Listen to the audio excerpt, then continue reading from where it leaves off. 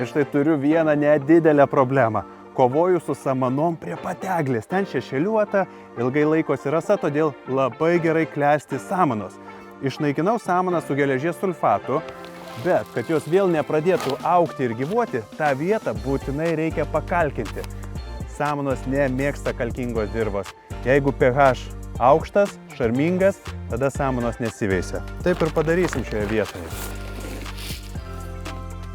Ir kuo labai gerai šios kalkės, kad jos labai gerai greitai tirpsta.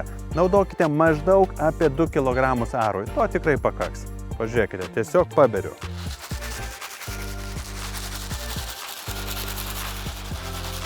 Ir dar labai svarbu, kol nepamiršau, jokiais būdais nepabarstykite šių trąšų kalkių į savo rododendrus arba šilauoges. Prarasite augalus, jiems reikia, kad būtų rūgštu, nekalkinam ten.